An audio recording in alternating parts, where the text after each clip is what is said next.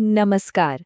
चलिए आज आपको ले चलते हैं एक छोटे से गांव की दुनिया में जहां सबसे बड़ी दौलत होती है विश्वास। आज हम राजस्थान की एक ऐसी ही प्यारी सी दिल को छू लेने वाली कहानी सुनेंगे। ये कहानी हमें बताती है कि सच्ची भक्ति में आखिर कितनी ताकत होती है। तो तैयार है इस कहानी में खो जाने के लिए? कहानी का नाम भी देखिए कितना दिलचस्प है, खीर खाने वाली बुढ़िया। ये नाम सुनते ही ना मन में एक अपनेपन का एहसास होता है ना। ऐसा लगता है जैसे हम उस बुढ़िया माई को जानते हैं और ये नाम हमें सीधा कहानी के दिल में ले जाता है। तो हमारे इस कहानी की जो हीरो हैं वो हैं एक गरीब बुढ़िया माई। उनके पास दुनिया की दौलत तो नहीं थी, पर हाँ, उनकी सबसे बड़ी संपत्ति थी भगवान गणेश के प्रति उनकी अटूट भक्ति। और ये कहानी बस इसी विश्वास, इसी भक्ति और एक ऐसे चमत्कार की है जो खीर की तरह ही बहुत मीठा है। अब कहानी के उस हिस्से पर आते हैं जो इसे वाकई खास बनाता है। ये है बुढ़िया माई का एक ऐसा संकल्प जो सुनने में तो बड़ा सीधा साधा लगता है, पर अगर उनके हालात को देखें तो ये लगभग नामुमकिन सा था। जरा सोचिए, एक तरफ तो भगवान गणेश के लिए खीर का भोग बनाने का इतना बड़ा संकल्प, और दूसरी तरफ हकीकत क्या थी? बस एक चम्मच दूध और एक चुटकी चावल। इतने कम सामान के साथ इतना बड़ा सपना देखना, ये उनकी आस्था का लेवल दिखाता है। और यहीं पर कहानी का सबसे खूबसूरत पहलू सामने आता है, श्रद्धा। ये सिर्फ एक शब्द नहीं है, ये वो अटूट विश्वास था जो बुढ़िया माई की असली पूंजी थी।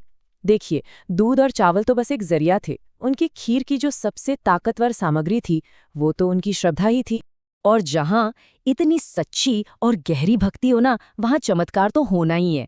तो चलिए देखते हैं कि कैसे उनकी इस अटूट श्रद्धा ने भगवान को खुद उनके दरवाजे पर आने को मजबूर कर दिया।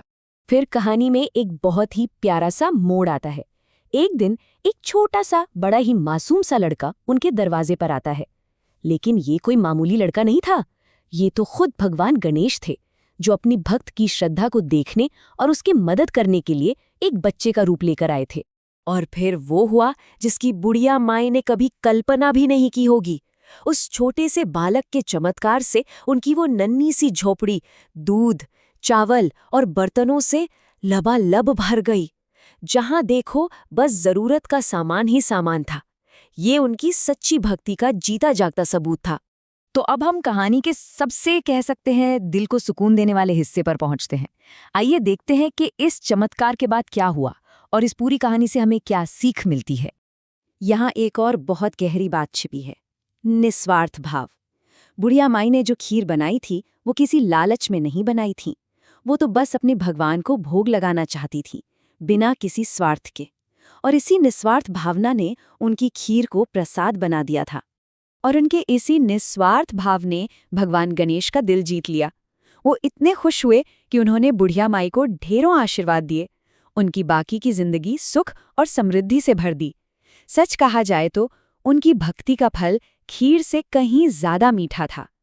तो ये सरल सी लोक कथा हमें एक बहुत गहरे सवाल पर सोचने को मजबूर करती है कि आखिर हमारी आस्था में, हमारे विश्वास में कितनी शक्ति होती है। ये एक ऐसा सवाल है जो पीढ़ियों से इस कहानी के जरिए पूछा जा रहा है, और इसका जवाब शायद हम सभी को अपने अंदर ही खोजना है।